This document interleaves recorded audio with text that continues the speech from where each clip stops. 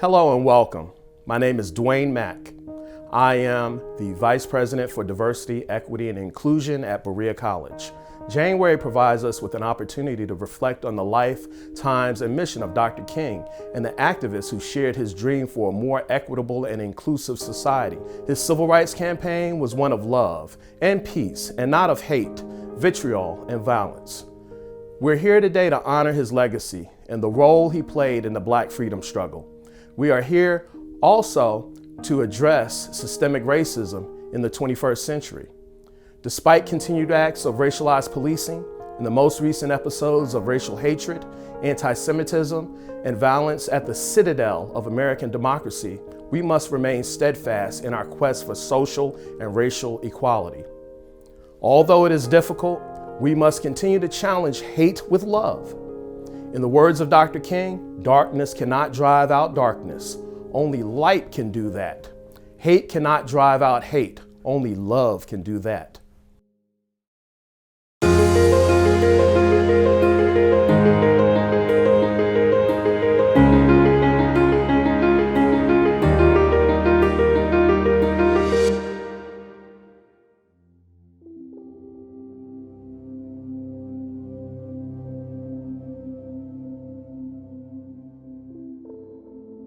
Welcome to another historic celebration and commemoration of the Reverend Dr. Martin Luther King Jr. I'm Kent Gilbert. I'm the pastor of Union Church here in Berea, and a founding part of our common heritage is the idea that God has made of one blood all peoples of the earth. Putting that into practice, however, has been a source of great controversy and certainly in recent weeks the source of great news stories. It matters, my friends, what we do these days of commemoration. It matters that we not forget the stories of both courage and of commitment. And it matters what we do with our own lives. It matters that we lend them to the task of making real that idea from God, that all lives have a place and that all lives are valued. Black and brown bodies have been so dismissed for so long. The very history of this church, the very history of the college, the very history of our town is one of standing against a tide of white supremacy from the earliest days. Have we done that perfectly? We most certainly have not. There are many mountains to climb in order to reach the height of quality and hope that we yearn for. But by gathering together, by telling the stories, by coming in, by gathering our hearts and our minds, our intellect, and our passions, and focusing them toward these lofty goals. It's my prayer that we can continue the legacy of Martin Luther King Jr., as well as the countless other servants of justice who continue to lead the light and way. I wonder if I might invite you to join me this morning in prayer as we gather and commit ourselves again to the work of justice and peace. Let us pray.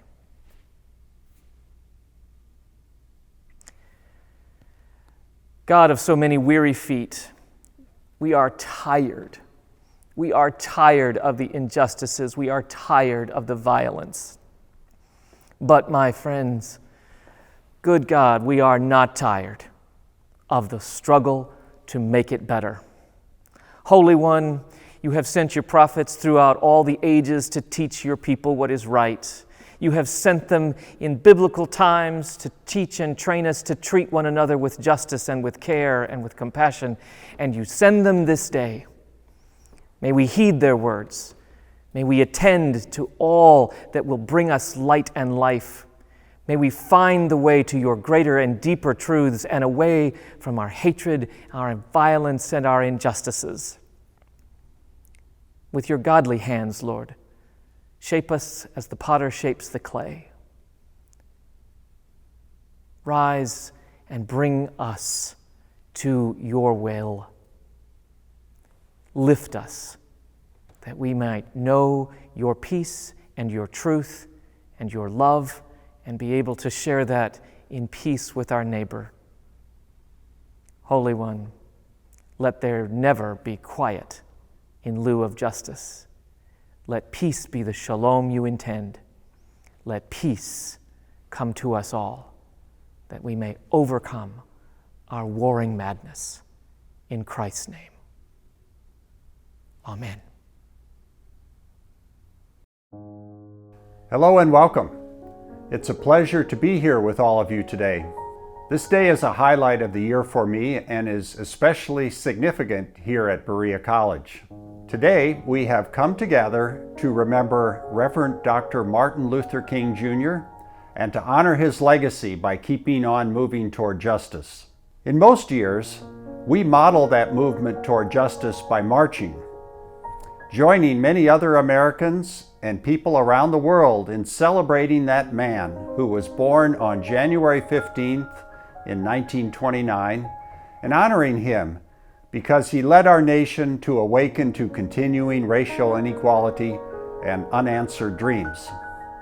This year, we cannot march physically together, shoulder to shoulder. Rather, this year, our march will have to be conceptual.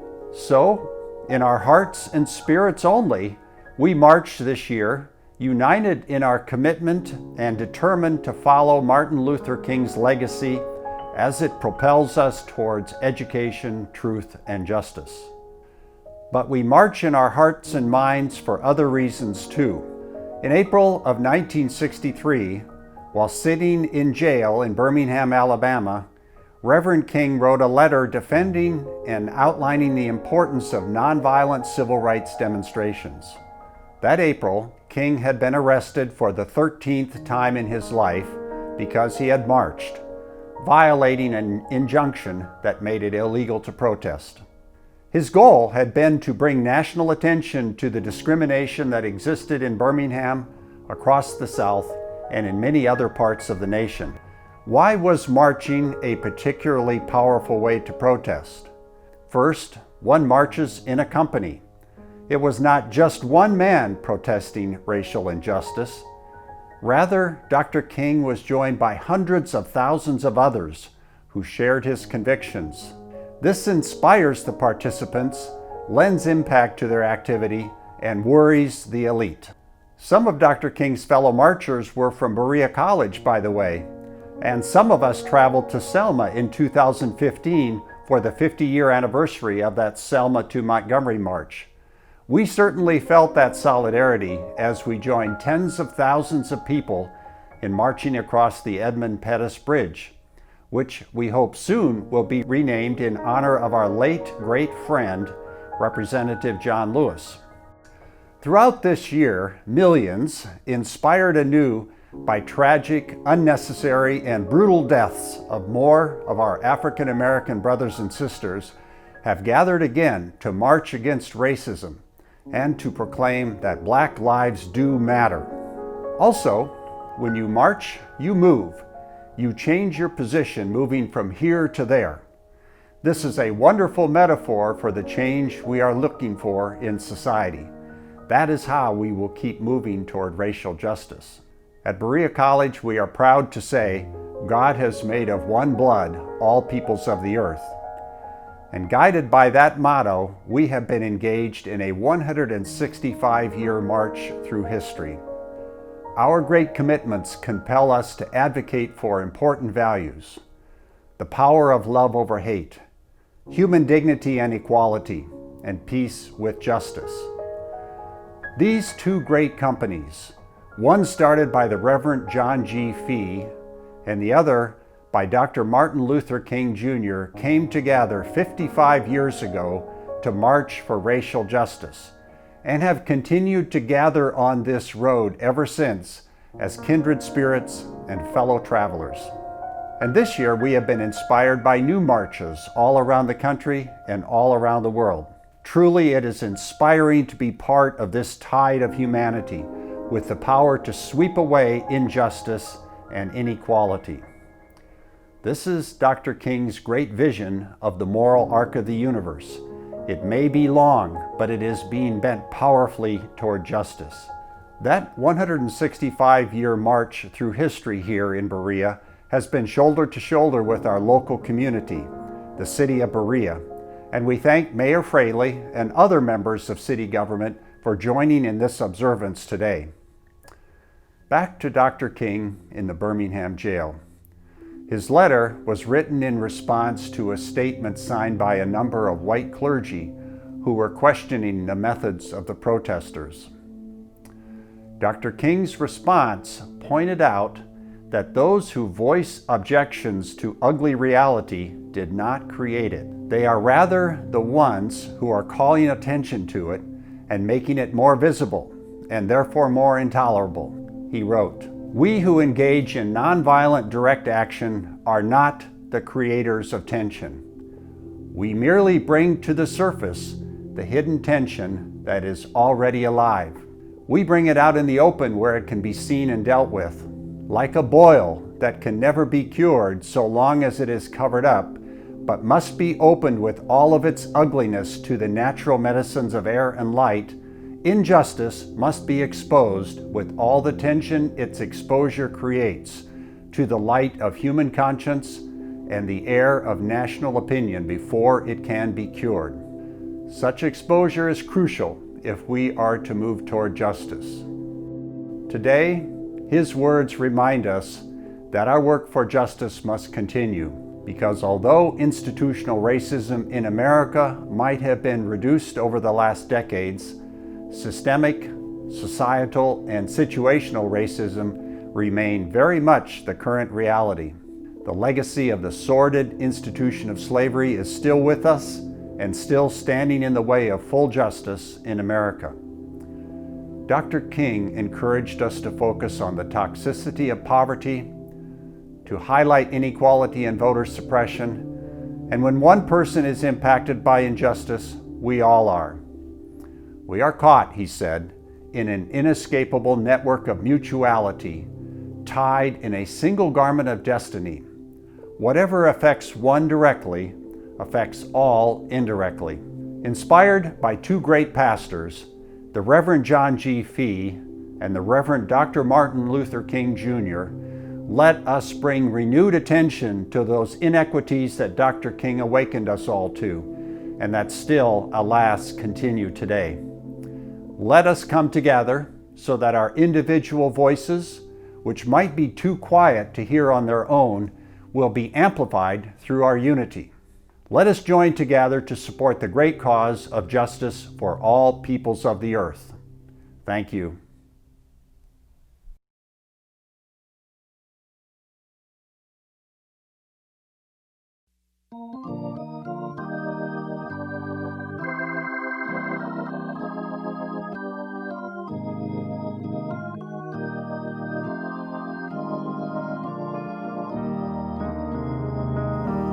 Lift every voice and sing till earth and heaven ring with the harmonies of liberty.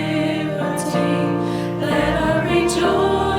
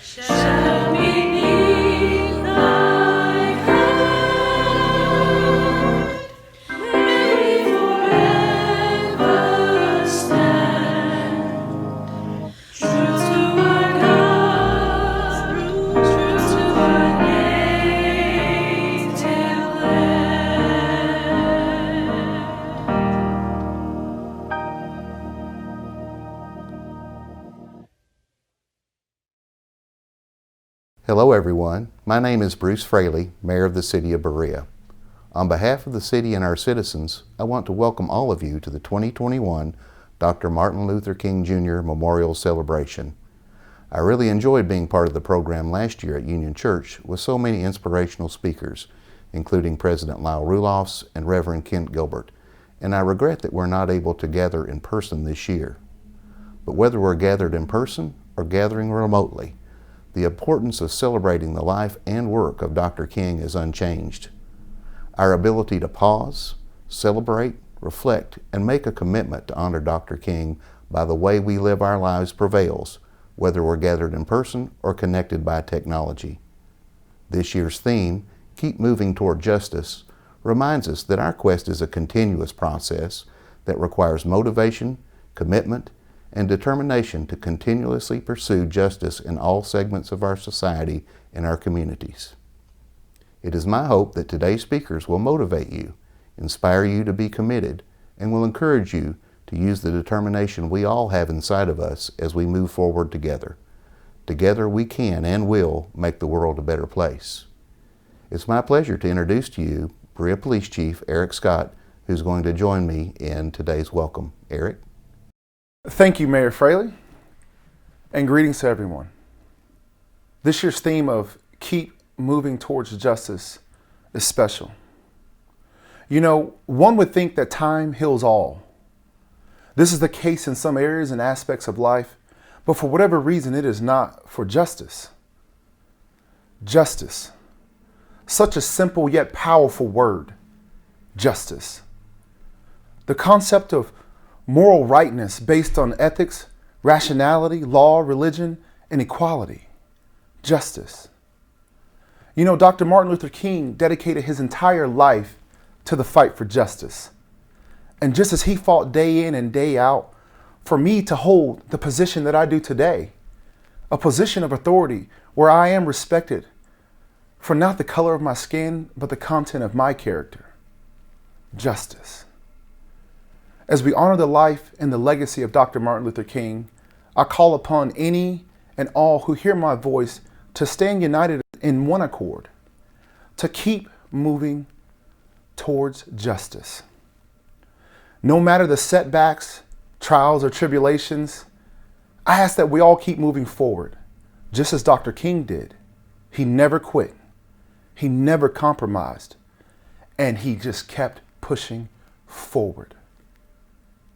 As we all join united to keep moving towards justice, I remind you all that we are not alone.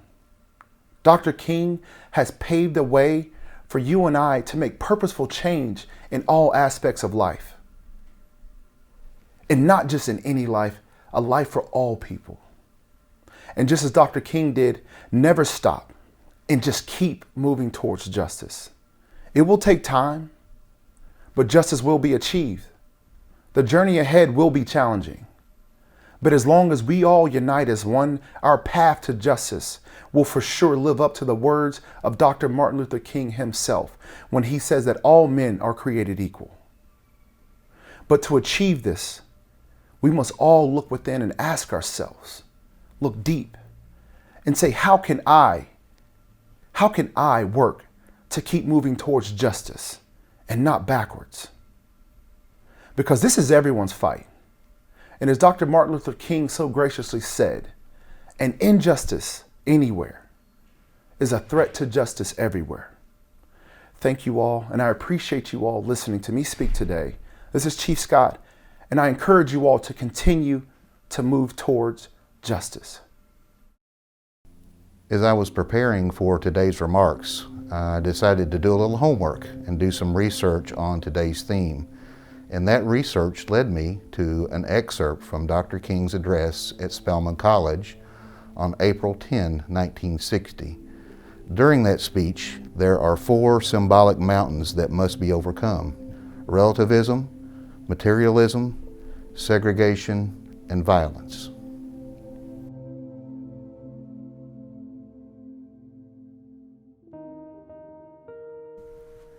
I do not give you this element of faith and superficial optimism.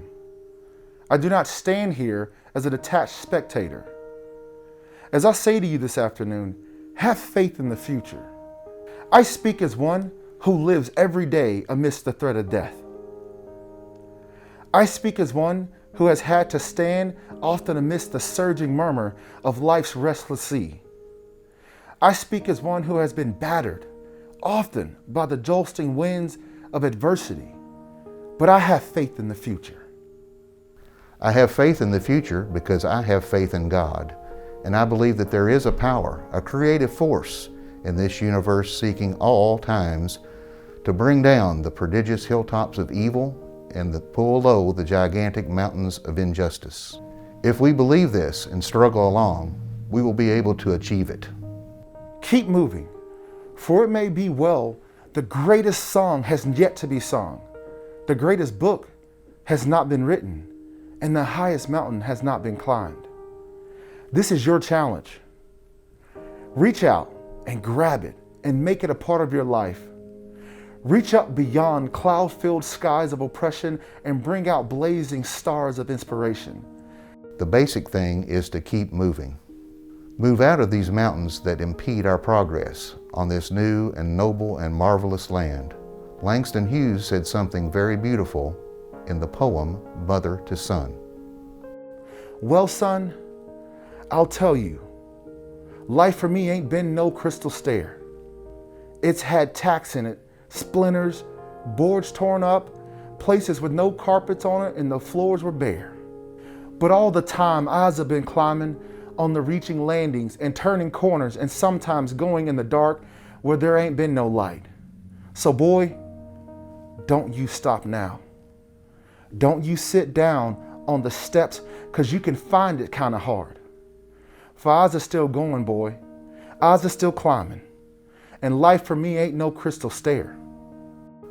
Life for none of us has been a crystal stair, but there is something we can learn from this broken grammar of that mother, that we must keep moving.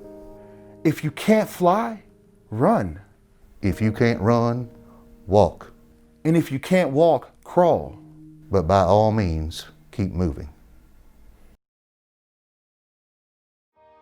We see racial injustice around us every day. The news reports, unequal schools, unfair sentencing, economic division, and hatred based on the color of a person's skin. Racism is a system that has been with us since the founding of the United States, and it is a system that is doing the job it was designed to do: divide us from each other. To end racism, we have to take it apart and prevent it from doing the work it was created to do. Dismantling racism is hard. Those affected by it feel its weight daily, and we rarely see the system at work. Yet, what happens when we try to undo it? What happens when you are called out for your actions or words that hurt? It is unsettling, uncomfortable, and especially painful. How can the same person creating the problem be the one to solve it?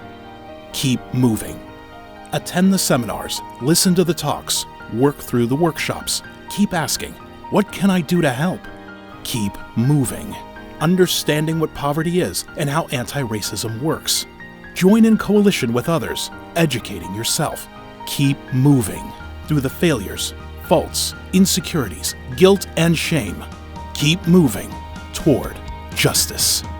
The Carter G. Woodson Center for Interracial Education at Berea College is here to help equip you for the work of moving toward justice.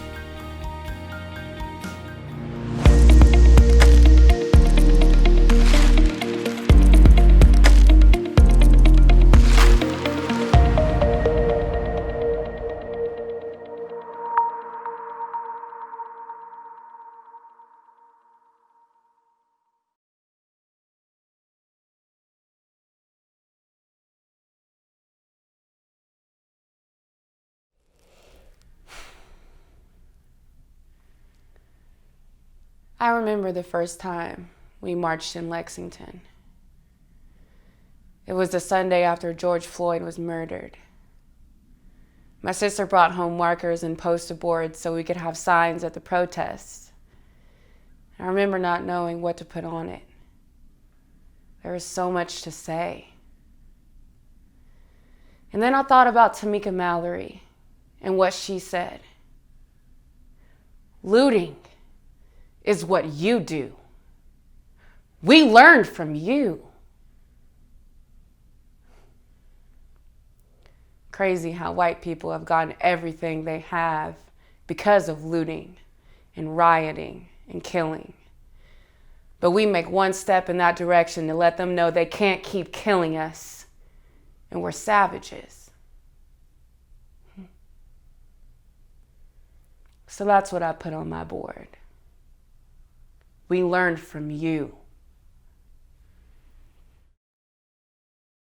There are so many people downtown. I mean, there were a lot of people. And my dad told me to stay close and to stay away from the police because we didn't really know how they'd retaliate. But when I saw all of them lined up with their face shields and their batons, I don't know what came over me, but they needed to hear me. They needed to feel it. I wasn't with my dad 5 minutes before I was standing in front of some white cop screaming, "No justice, no peace, no racist ass police!" I stared this man into his soul. And he tried his best not to look at me. But when he did, there was so much disgust.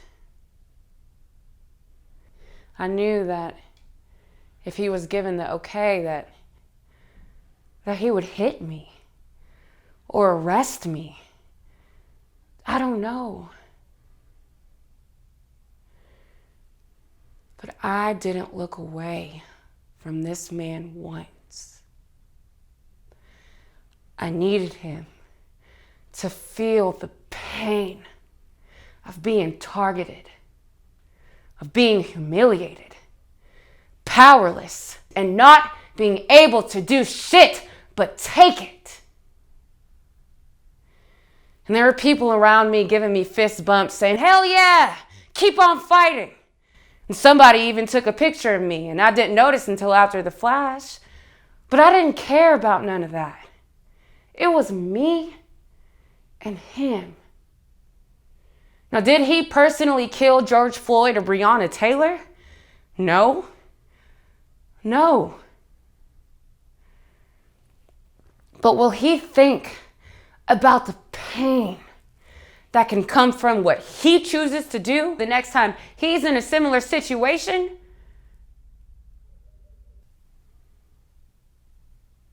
I hope so.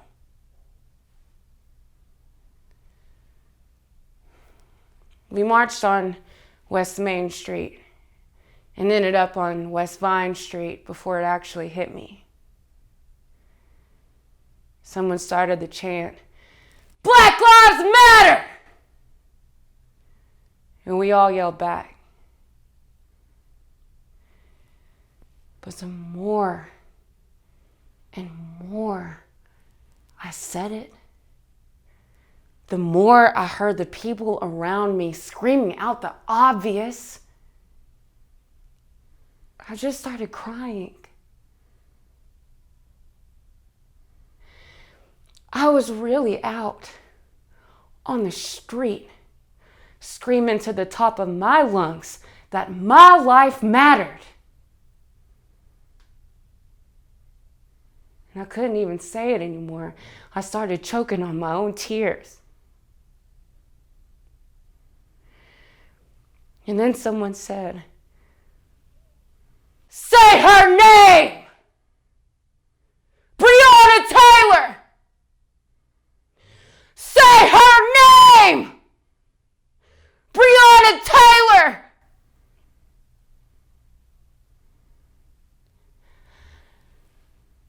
We were out screaming her name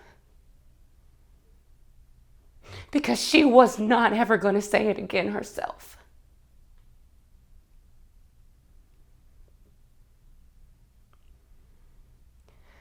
I hope she heard us.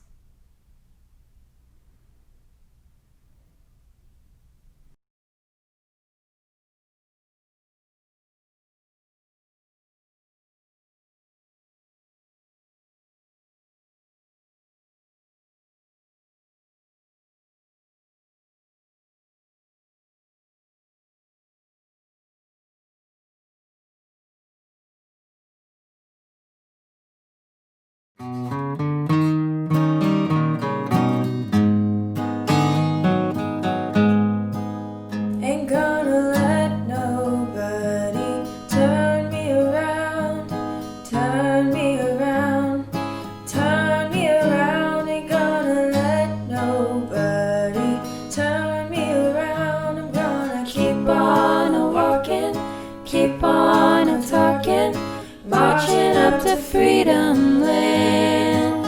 Ain't gonna let injustice turn me around, turn me around, turn me around. Ain't gonna let injustice turn me around. I'm gonna keep on walking, keep on talking, marching up to freedom land. Ain't gonna let white silence turn me around, turn me around, turn me around. Ain't gonna let white silence turn me around. I'm gonna keep on walking, keep on talking, marching up to freedom land.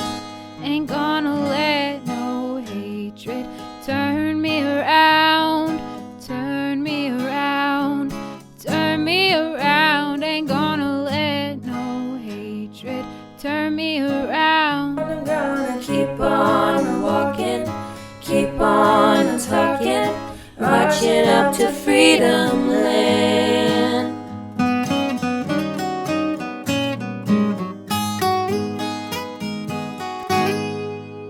Ain't gonna let nobody turn me around, turn me around, turn me around. Ain't gonna let nobody turn me around. I'm gonna keep on walking, keep on talking, marching up to freedom land.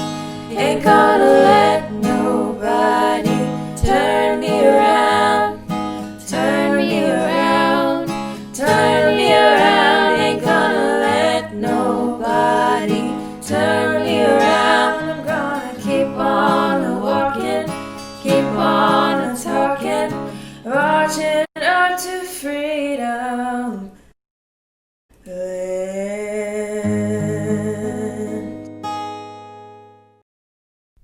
Greetings. Through the Carter G. Woodson Center for Interracial Education, its director, Dr. Jessica Clanderud, has made sure that we're in for a special treat on this wonderful and reflective King holiday. We are here today to listen to a dynamic theologian, church anti-racism leader, and social change practitioner. Drew G.I. Hart is a theology professor at Messiah College, an author, and an activist with over a decade of pastoral experience. His undergraduate studies focused on biblical studies at Messiah College. He earned his Master's of Divinity degree with an urban concentration at Biblical Seminary, and he earned a Ph.D. in the field of theology and ethics at Lutheran Theological Seminary at Philadelphia. Professor Hart has spent a significant amount of time pastoring and mentoring inner city Black and brown youth. He has also worked closely with Philadelphia-based nonprofits. Along with teaching theology and lecturing at colleges and conferences, Professor Hart is a partner with community groups and churches across America where he facilitates anti-racism trainings. Professor Drew speaks across the country, and he brings together his pastoral experience with his academic training to challenge the church on a variety of topics, such as white supremacy and racism and its relationship with Western Christianity. Professor Drew also speaks and writes about Christian discipleship, Christian history, liberation and oppression, radical peacemaking, and nonviolent resistance. Professor Hart hosts a blog entitled Taking Jesus Seriously, while also writing for The Mennonite. Professor Hart is a family man. He resides in Harrisburg, Pennsylvania, with his wife and 3 sons. Having shared with you some of his many accomplishments, it is a pleasure that I bring to you on this blessed King holiday, Dr. Drew G.I. Hart. Hello. It is my honor to be your 2021 Martin Luther King Jr. speaker.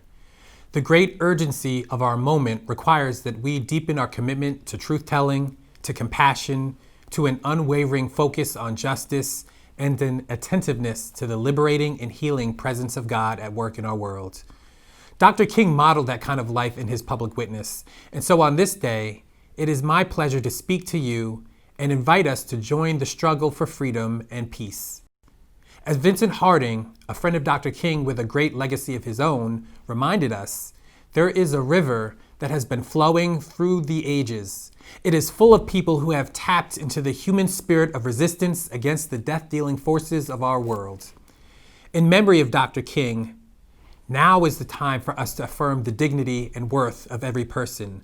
Now is the time to stand up and speak up against injustice near and far.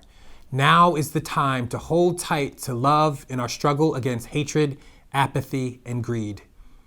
Today, I would like to place some of the contemporary challenges that we face today in conversation with what Dr. King referred to as the triple evils of racism, materialism, and militarism. Over the past summer, many people in our nation were horrified by the blatant disregard police had for the life of George Floyd. For the first time, some Americans began awakening to the racist systems and patterns that exist in our country as they witnessed the racial violence and the response of uprisings and activism. This moment pulled the curtains back on the anti-Black cycles of death that plague our society. The challenges of the pandemic also revealed a lot about our nation's distorted values. At a time that required everyone to pull together, realizing that what we do affects others, many refused to consider the well-being of their neighbors. Even worse, despite having enormous economic resources as a nation, our government stumbled, hesitated, and often avoided prioritizing the needs of those who are most vulnerable across the nation. It revealed a moral bankruptcy and hard-heartedness deep in the soul of the nation. The animosity towards redistributing the abundance of resources our nation has for the well-being of all was absent with our unwavering commitment to fund the war machine and military-industrial complex. Our recent budget committed $700 billion this year so we can dominate and control the globe to our advantage, which apparently required very little discussion or convincing. When it comes to war, unexamined conformist thought wins the day as we shuffle resources for death-dealing programs over life-giving initiatives that enhance the quality of life for all. And Dr. King understood these issues and how they were interrelated. He understood that racism, materialism, and militarism were bound up together in mangling our efforts towards mutual thriving. And today, if we are going to take on the triple evils of racism, materialism, and militarism, we will need to undergo a radical revolution of values and practice. The first of Dr. King's triple evils was racism. We have very different ways that people think about racism. My first book, Trouble I've Seen, explored racism in our contemporary situation. One of the things that I often explain to people is that there's a thin definition and a thick definition of racism. The thin definition that is very popular in our society today focuses on personal prejudice and hatred of individuals from one person to another. It focuses on saying the N-word or burning crosses in a yard and having membership in the KKK or a neo-Nazi group.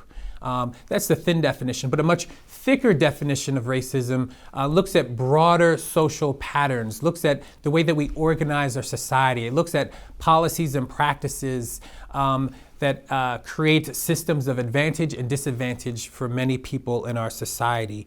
That thicker definition helps us actually understand what's going on in our society and why we are dealing with some of the problems that we do today. Back in the 1940s, there was something called the doll experiments, the Clark doll experiment. And what they did was they took children one at a time, either black or white, young children, and they would put two dolls in front of them, a white doll and a black doll.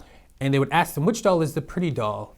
Which doll is the ugly doll? Which doll is the beautiful doll, right? Which doll is the intelligent doll? Which doll is the dumb doll, right? All these different kind of questions. And in general, like these dolls basically looked the same other than literally the color of their skin. Maybe not much of a surprise that in the 1940s, most of the white children had mostly positive attributes for the white doll and negative attributes for the black doll. In fact, it's not very surprising at all. That's not even why most people refer back to the Clark doll experiments.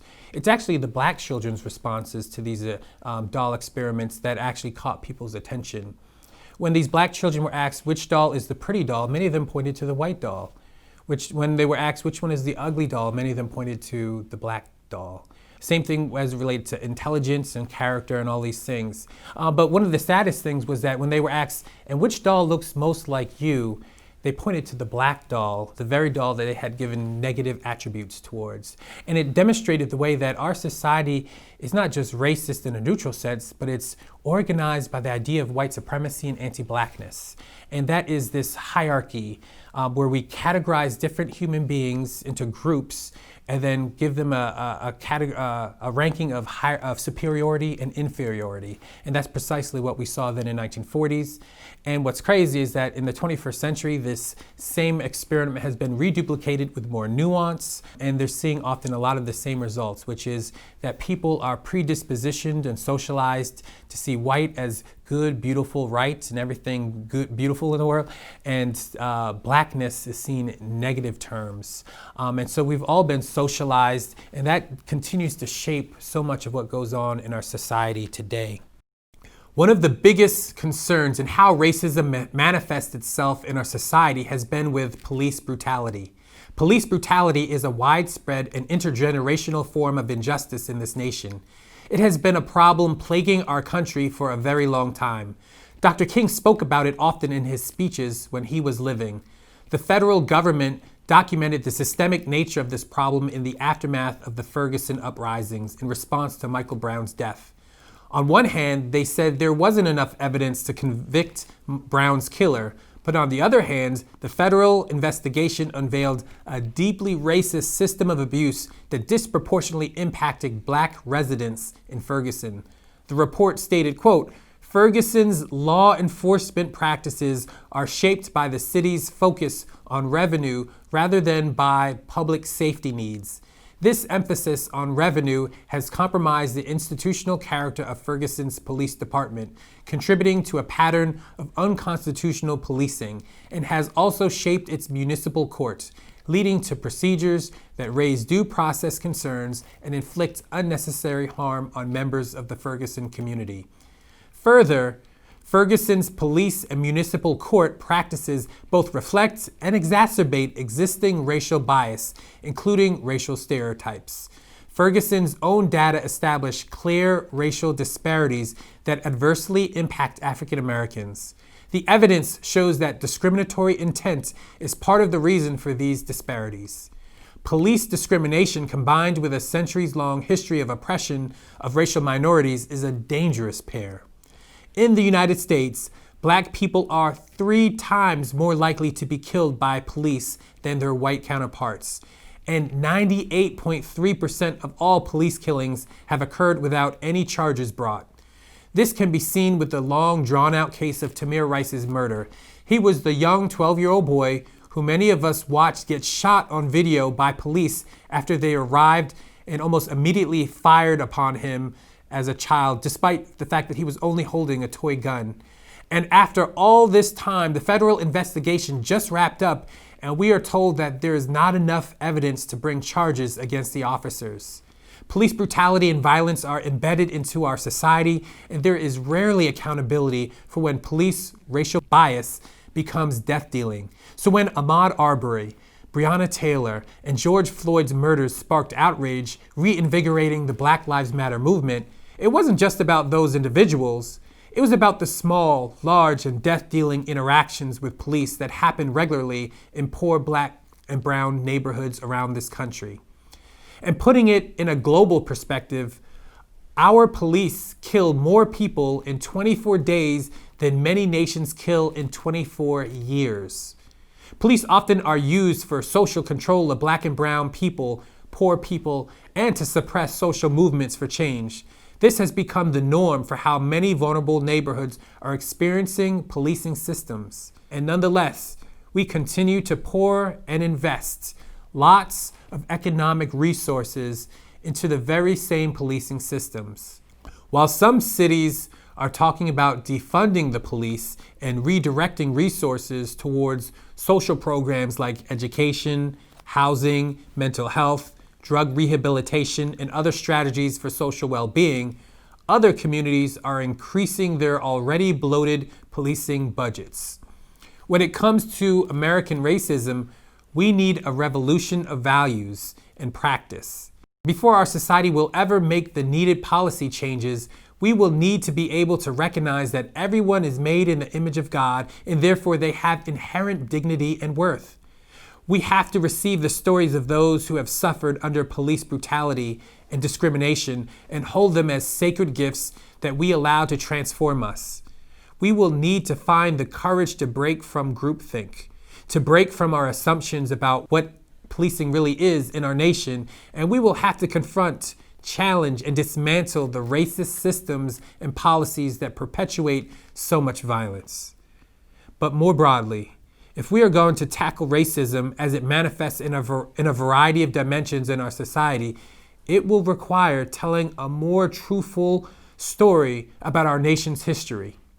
We will have to speak truthfully about how this land was stolen from indigenous people and how the labor of Black people was stolen and exploited, which directly sparked the economic machine of the nation and created the global economic reality we now know because of slavery's role in the capitalist market of the 19th century. We will have to all do self-examination work around the ways that we see others and the ways that we are seen by others in the world. We'll have to do self-examination in terms of how we live and perform race in everyday ways that are complicit in the systems of advantage and disadvantage. We will have to choose to resist complicity, or one day the history books will expose that our silence was betrayal. Dr. King didn't address racism in isolation. He understood that materialism was a distorted and morally bankrupt value system that guided American life. And materialism is the second of his triple evils. Our ability to change as a society hinges on our ability to get free from American materialism. Dr. King said, quote, "We must rapidly begin the shift from a thing-oriented society to a person-oriented society. When machines and computers, profit motives, and property rights are considered more important than people, the giant triplets of racism, extreme materialism, and militarism are incapable of being conquered," unquote. And Dr. King is right. Our values are deeply distorted. Our society cares more about the destruction of buildings than it does the destruction of people. It is an idolatrous obsession with material things and profits and an apathetic disregard in response to the disproportionate suffering of fellow human beings. Many Americans are proud of our legacy of encouraging market competition, yet think little about our failure to instill a spirit of cooperation. This turned us against one another as though life were a zero-sum game, rather than envisioning a world where we all can flourish and thrive together. Our society has lost sight of the dignity of all labor, that all work that must get done has value, and that the people that labor ought to be treated with dignity and respect. Instead, workers' wages have been suppressed. Corporations often give more attention and concern to stockholders than they do to their own employees. This priority of profits over people is a dangerously diseased value system that is taken for granted in mainstream America. The system of haves and have-nots is baked into the very structure of our society. It is encouraged by hyper-individualism and by the myth of meritocracy that somehow claims that hard-working people get what they deserve, which is wealth, and lazy people get poverty. This myth of meritocracy doesn't hold up with a careful view of who has wealth and who doesn't. For example, Paris Hilton isn't wealthy because of hard work. She's wealthy because she was born into intergenerational wealth. The more obvious explanation for our inequitable distribution of wealth can be tied to things like our ongoing suppression of fair and livable wages. Every summer, I would work in a warehouse to try to make money for college for the next year. I think it was my last summer working before my senior year. I found a job. It was actually a Walmart warehouse. So they had a lot of young people there working for the summer. And I worked there for the summer.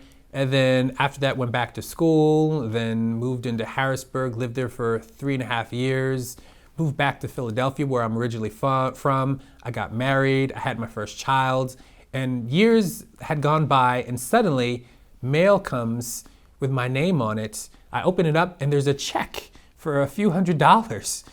And I'm thinking it kind of felt like I had won the lottery. But what actually had happened was that Walmart, one of the wealthiest corporations in our nation, had been engaging in wage theft.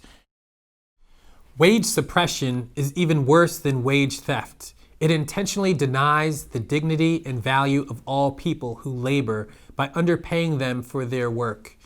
In my state of Pennsylvania, the minimum wage has barely risen since when I was a teenager. While most states are trying to get their minimum wage to $15 and some even looking beyond that, Pennsylvania is stuck at $7.25 an hour. It's wrong to pay people half-wage salaries as they do full-time work. During the pandemic, some of the wealthiest Americans actually capitalized on our hardships and increased their wealth by billions. Despite all the economic resources that exist in our nation, we have persisting economic disparities. Nearly 1/3 of all Americans live below or near the poverty line, and nearly 70% of Americans don't even have $1,000 in savings to cushion them through hardship. With such a small savings, many Americans are only one health or family emergency away from slipping into poverty. And wealth is not colorblind either. It has shades of color as well. Black people are 13% of the population, yet they only own 4% of the nation's household wealth. And if you track wealth alongside place, you can see how which zip code you're born into deeply shapes one's experiences, life opportunities, and one's wealth. Many neighborhoods, both urban and rural, have been neglected and denied access to resources intentionally. For Black families, this was not only done out of neglect and omission, but from intentional discrimination and commission. Redlining, restricted covenants and deeds on homes, sundown towns, racist government FHA policies, intentionally running highways through urban neighborhoods, and so forth, all contributed to turning some communities into economic resource deserts. That's why we need to heed Dr. King's invitation and undergo a radical revolution of values and practice. And in the spirit of Dr. King, the work that he began has been revived again. He was working on the Poor People's Campaign in the last years of his life. He was encouraging solidarity and linking of arms across racial differences. It was a movement for all poor people. It was demanding that every person had value and worth, and that we needed to eradicate poverty once and for all. Unfortunately, that war on poverty mutated into a war against poor people. Mass incarceration exploded, police spending exploded, harsh and demeaning rhetoric was targeted at people who had limited economic resources, and trickle-down economics that encouraged government welfare and exemptions for the very rich became the norming norm. We are still feeling the consequences for all the policy and rhetoric moves that turned against the values of Dr. King and the 60s movements. Fortunately, the Poor People's Campaign is reviving again under the leadership of Reverend William Barber.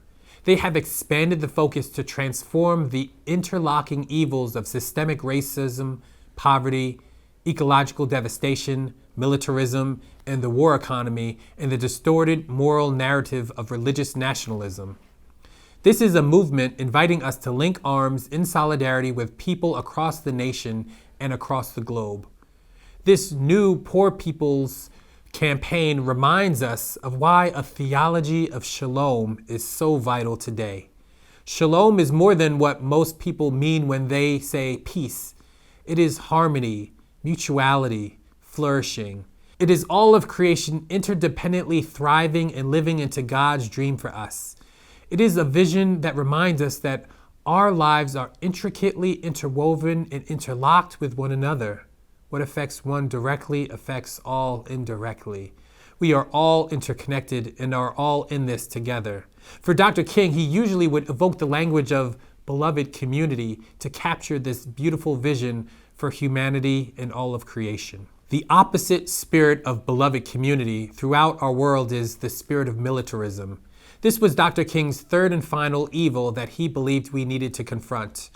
Of course, challenging American militarism isn't the most popular activity one can engage in. People interpret a prophetic critique of our government's actions as hatred for one's nation. Christian nationalism cultivates blasphemous and idolatrous positions that leave no room to interrogate morally bankrupt decisions by our nation's politicians and elite class. America has become a god for many, and the only proper service to such an idol is unquestioning and unwavering allegiance in all that it does. I'm glad I don't love my children like that. My love is not conditional, but my love also pushes them to be the very best version of themselves that I can gesture them towards. If my child were to harm someone else's child, I would not be applauding them. Dr. King refused to applaud the violence of our nation as well. In the last years of his life, he began to break silence, particularly around the harm being done in Vietnam. And exactly 1 year before his death, on April 4th, 1967, Dr. King delivered his most radical and truthful talk entitled Beyond Vietnam. Despite criticism from some who wanted him to only talk about domestic civil rights, he was convinced that the poor of Vietnam were also his brothers and sisters, and he saw a direct connection between the issues he confronted at home and this war being fought on the other side of the earth. He described how his fight against segregation in Montgomery led to a straight line to the current anti-war struggle he had entered. It is well known that Dr. King is one of the most famous proponents of nonviolence in the struggle for social change. And in light of that, he began to realize his own hypocrisy concerning violence, because he had often spent time trying to convince oppressed people to adopt nonviolence as their strategy for social change, but yet had remained quiet in regards to the violence and militarism of his own nation. One of the many reasons he began to speak up was to break with the hypocrisy. In his words, it came from his experience in the ghettos of the North over the last 3 years, especially the last 3 summers. He said, "As I have walked among the desperate, rejected, and angry young men, I have told them that the Molotov cocktails and rifles would not solve their problems. I've tried to offer them my deepest compassion while maintaining my conviction that social change comes most meaningfully through nonviolent action." But they asked, and rightly so, what about Vietnam? They asked if our own nation wasn't using massive doses of violence to solve its problems to bring about the changes it wanted. Their questions hit home, and I knew that I could never again raise my voice against the violence of the oppressed in the ghettos without having first spoken clearly to the greatest purveyor of violence in the world today, my own government. For the sake of those boys, for the sake of this government, for the sake of the hundreds of thousands trembling under our violence, I cannot be silent. End of quote. American militarism has unraveled out of control since Dr. King's days. We have military bases everywhere around the globe. We spend about $700 billion every year on our military industrial complex and war machine, and the formation of mainstream Christians often seems incapable of separating discipleship to Jesus from religious nationalism. The end result is many would rather blow our enemies to smithereens rather than love them. I remember when I was in college and I had a friend who came up to me and he asked me a question. He said, "Would you die for your country?" And I responded, "Well, what's the situation? What's the context?" He said, No, you don't understand. Would you die for your country? And I said, "Well, I need to know why I would be dying for my country." He said, "That's not the question. The question is just straightforward. Would you die for your country?" And I think we went back and forth because I wasn't initially fully understanding what he was getting at, but then I finally realized that he wanted me to express an unwavering allegiance for my country and a willing to die for them no matter what, no matter the circumstances, no matter what they were engaged in. And of course, at that point, my answer was HE to the double hockey stick no, right? There was no way that I was going to give that kind of blank check allegiance to my nation, certainly not as a follower of Jesus, where I commit God to be preeminent over my life. It is not hard to begin to see these triple evils as interlocking issues. One of the most significant overlaps is the interrelationship of Dr. King's prophetic witness against militarism with the current conversation around the overfunded budgets and militarization of police departments that contributes to racial brutality instead of investing in people. Dr. King said, quote, "A nation that continues year after year to spend more money on military defense than on programs of social uplift is approaching spiritual death." In both cases, whether Dr. King's focus on military spending or our current focus on the overspending and militarizing of police with armor, tanks, SWAT teams, and the regular treatment of citizens as war combatants leads to the same conclusion. We should be investing in people in life-giving ways that get to the root of the issues. So much so-called crime in poor communities are related to poverty and instability and drug addiction and mental health. If we invested more in people than we did in social control and domination through violence, we could begin to creep closer and closer to God's dream for us. But that requires that we value people flourishing over military power.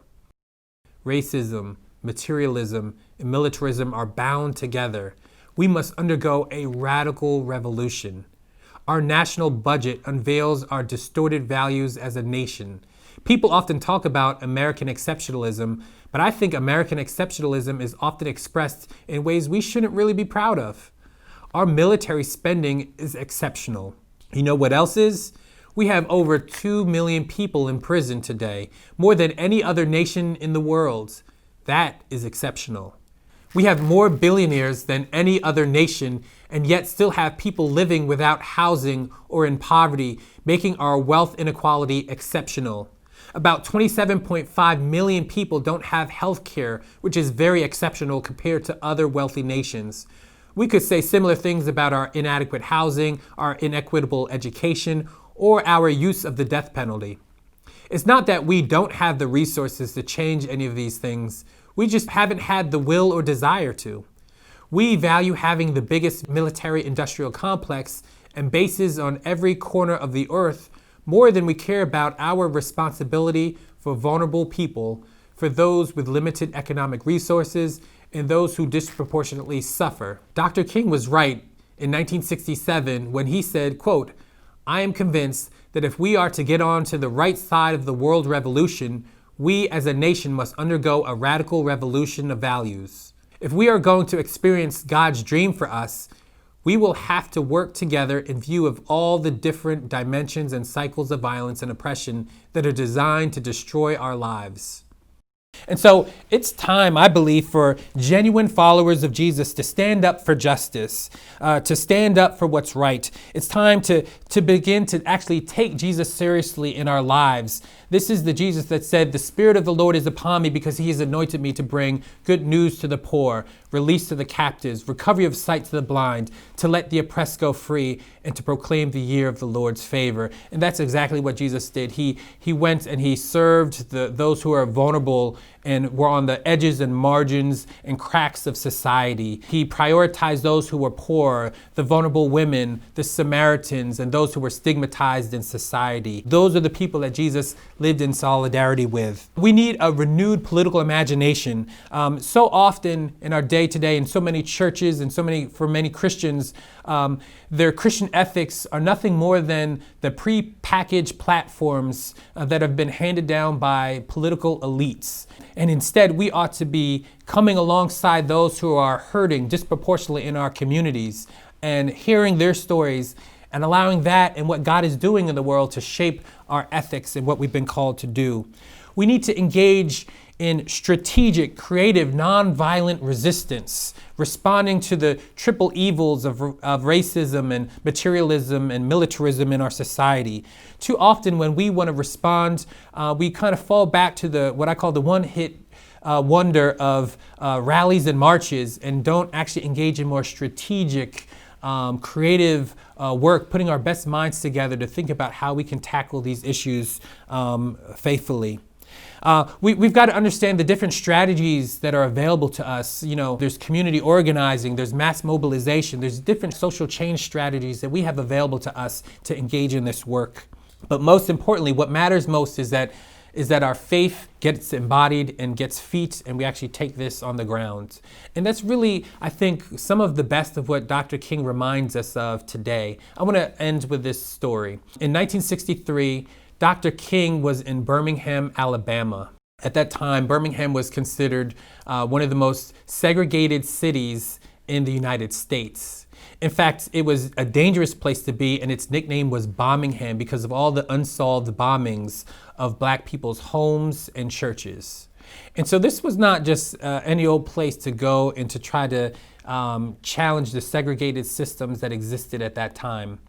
And there they were in 1963, and at one point, they were really getting discouraged because people were not turning out for the movement, willing to get arrested and fill the jails like they had desired.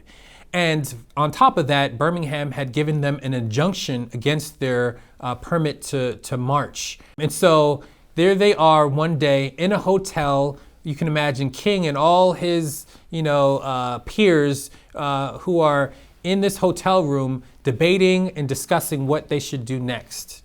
Some people are saying, look, we've got to move forward. We should just go get arrested and risk arrest. Others were saying, look, we're running out of bail funds. We need to send Dr. King out and he can go raise new funds, right? He can do that like nobody else can. And then we can kind of restart this movement again.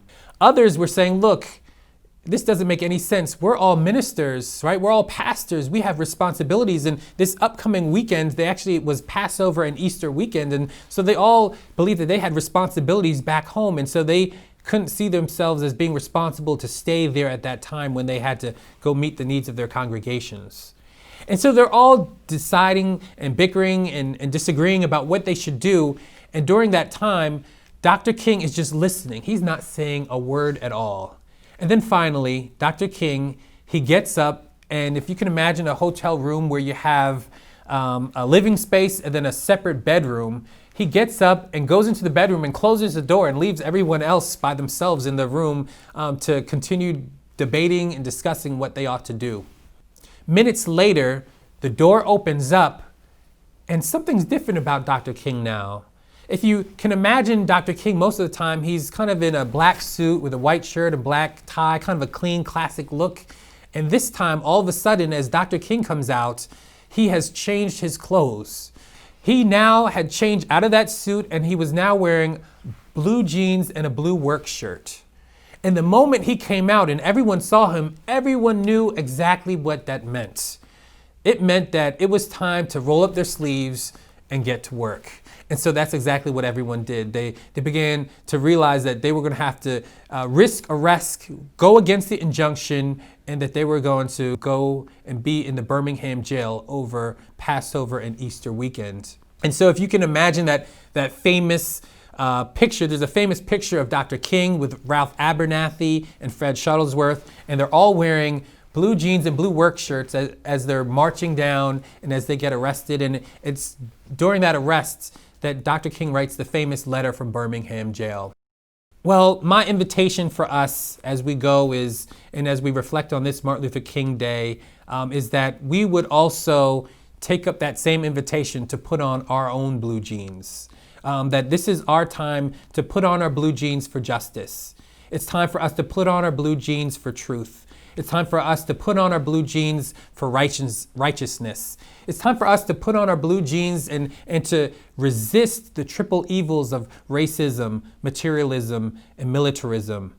It's time for us to put on our blue jeans and to struggle for those that are incarcerated, for those that are undocumented in their neighborhoods, for those that are living with limited resources, right? It's time for us to put on our blue jeans, and we can struggle, we can link arms together, and we can pursue God's dream for all of us. God bless.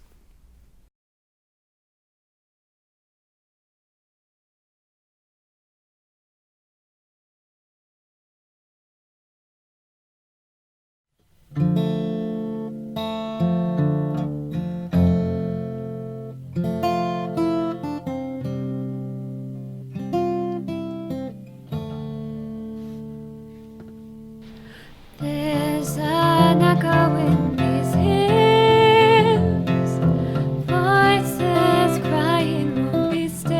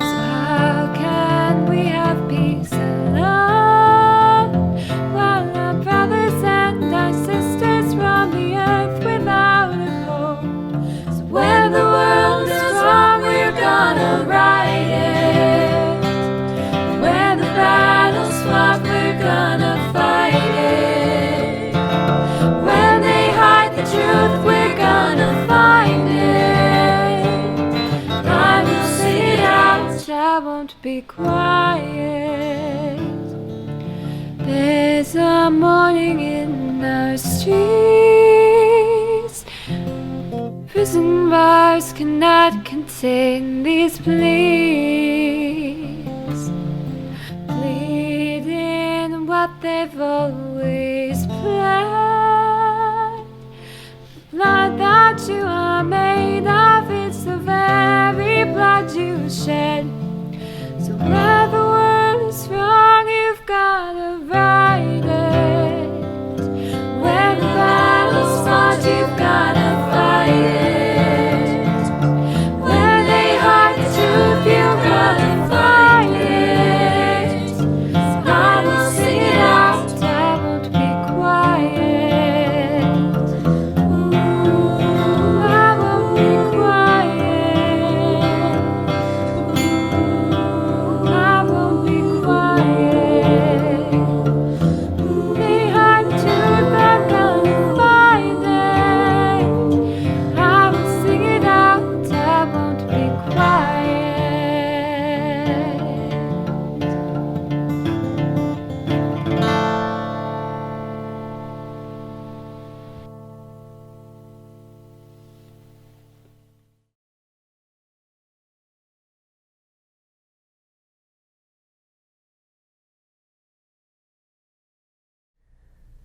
I sit at the table alone,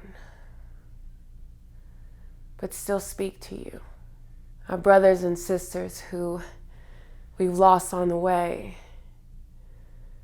but whose lives have transcended beyond death. Your words live in our faith that we shall overcome, and we do. We live in a world that throws sticks and stones, but it is skyscrapers that we build. Your strength flows from those before us who remained resilient through the impossible, who broke chains that bruised brown wrists. Ella, it was your grandmother's pain from back kiss from leather whips that fueled your fire. But it is her tenacious soul that allowed you to fight for the economic power for Black people and the economic justice for all people.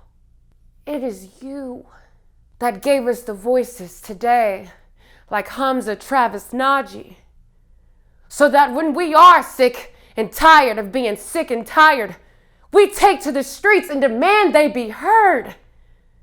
And they are. They're heard from Ghana to Switzerland, Japan, China, Iran, Thailand, India, Mexico, Puerto Rico. People around the world roared for the lives of George Floyd and Breonna Taylor. People like Heather Heyer marched by our side because if you are not outraged, you are not paying attention. And we were all outraged. We heard songs from over 40 countries, and they all sang that Black Lives Matter.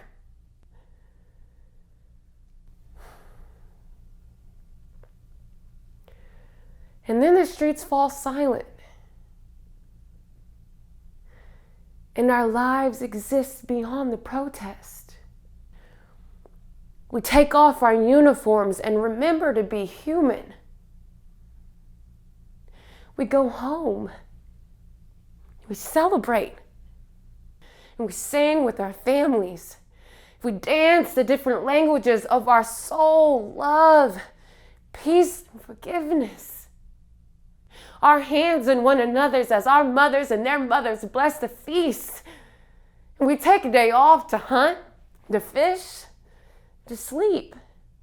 And you are right there with us. You became the foundation of our fire, our fight, while cradling small children in your arms. Feet crippled from long hours of working, and yet they still marched, leaving families behind to fight for everyone else's. And through tears, you still spoke.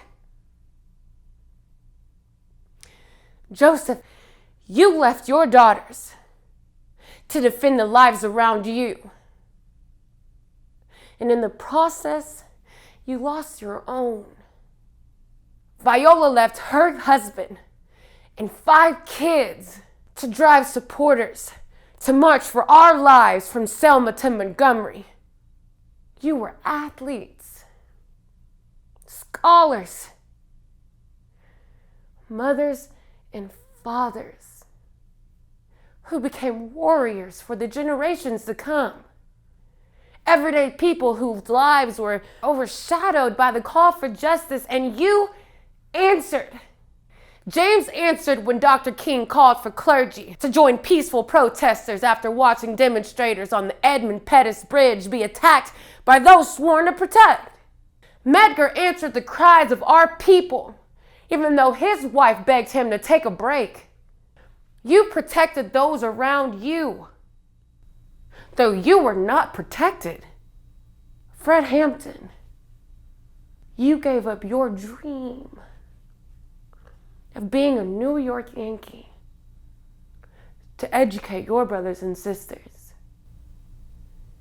And in return, you were arrested, beaten, and killed in your sleep at 21 years old. Fannie Lou Hamer was robbed of any chance at having kids, but her legacy continued. She fought for our right to vote and was nearly beaten to death at 46 years old. And yet her voice never silenced. These chairs are empty, but this room is full of wonderful lives that were taken for granted, taken advantage of, or simply just taken because of your passion for our livelihoods. Your sacrifices are not ignored. We praise your strength when choosing us, the future. And today, we choose the future too.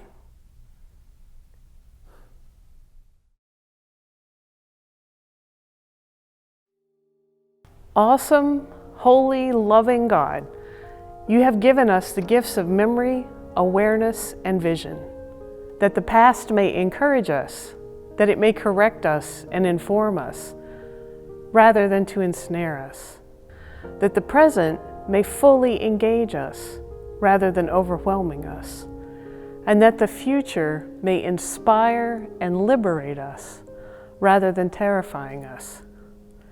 As we commit ourselves today, once again, to learning, acting, and growing as people of love, faith, and justice, bless these gifts, memory, awareness, and vision, to our hands, to our hearts, and to our minds. And we will step forward from this moment in confidence. For wherever we have been, wherever we are, wherever we go, you are. In love, in faith, and in justice. Amen.